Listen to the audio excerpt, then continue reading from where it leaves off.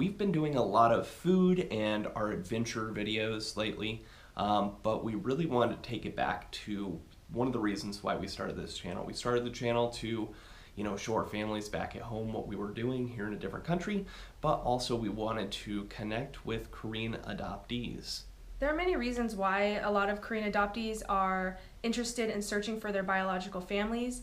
Maybe it's because it's to fill a void. I mean, a lot of us didn't grow up in the best of circumstances, and a lot of us want to discover about our roots and culture and where we came from, as well as to really come up with and figure out our identity and who we are as a person and how we fit into the world that we live in. Many Korean adoptees also want to discover where they came from, why they are the way they are, why they have certain traits, why they look the way they do, and also they want to find out their medical history if they can. I mean, this is really important to find out what kind of diseases you might be susceptible to in the future. And many of us have felt an emptiness and hope that if we can connect with our biological families, that will really fill a void that we've had. And I think that's really something special and something unique, and we definitely want to provide support to Korean adoptees. Since the Korean War, over 200,000 Korean adoptees has been sent overseas to over 14 different countries. The purpose of today's video is to discuss some of the research that we have discovered about starting the birth search family process. So when you're adopted, you probably came with adoption papers and naturalization papers, and it probably included medical history, your condition before you were adopted, and the adoption agency, caregiver, or even the orphanage where you came from.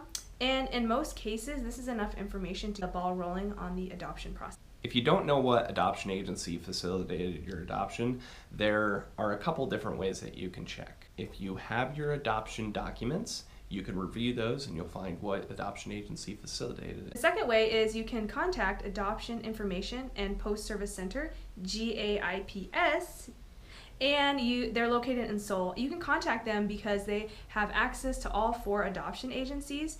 All you need to do is provide your birthday and your adoptive father's complete name, and they'll be happy to do a check for you to see if they can locate where you became adopted from among the 4 agencies. Let's say you reviewed your paperwork and you found that you came from one of the agencies, Holt, Eastern Welfare Society, Social Welfare Society, or Korean Social Services. Korean Social Services. From there, you're going to go to the website and you're going to pretty much fill out an online application. You're going to start your family birth search. Next, you're going to be assigned a post-adoption social worker who's going to work on your behalf to try to locate your birth family given the information that you filled out. So what they will do is they will send you a petition for disclosure, which is a form where you're going to fill out and you're going to usually provide your passport or some sort of identifying information and send that application back. And the application's going to basically check if you want to locate your biological family or if you just want consent to receive your adoption records if they can be retrieved. And the process, what happens next is they will try to locate your birth family. If they're able to successfully do that, then on the other end, your birth family has to consent that they are okay with providing their information and consent to disclosing it to you. And if they do, yippee! Then hopefully you can get you reunited with your family. If the chances are that they're not able to locate them or they're unable to get consent, then at that point you may only be able to receive access to your adoption record, but they would withhold the information of your family. So one thing that we discovered is there's some Korean adoptees that are actually using a third-party adoption agency service to do their birth search, and they're paying for that. But the thing is, those agencies still have to go through the regular adoption agencies. They're not circumventing, they have to go through them, so they're not finding out anything else that the other one can't provide. Contact the agency if you have it and contact them directly. Save yourself some money. Now, if you were adopted through a private adoption or an agency that is now closed, you now have the option to do a direct birth search. There's a lot of different resources that are available for KADs to start the direct family birth search.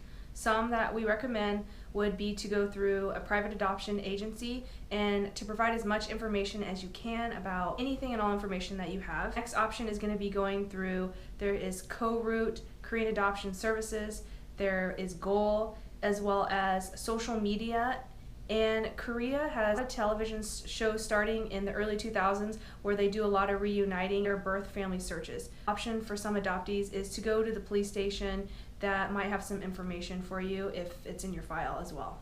Now, if you've obtained your adoption file, they will usually have these documents in them. Birth parent history, including how you were relinquished, and even history leading up to you being relinquished from your home. It will also have progress reports of how the child was doing, either mental, behavioral, other problems that was going on, but things during the adoption as well. It may also have home study reports of the adoptive parents. Legal documents for administrative process. Post-placement report, so how the child behaved once they were placed into the adoptive parent's home. And finally, according to the Korean government, it takes on average 86 days for an adoptee to be reunited with their birth mother.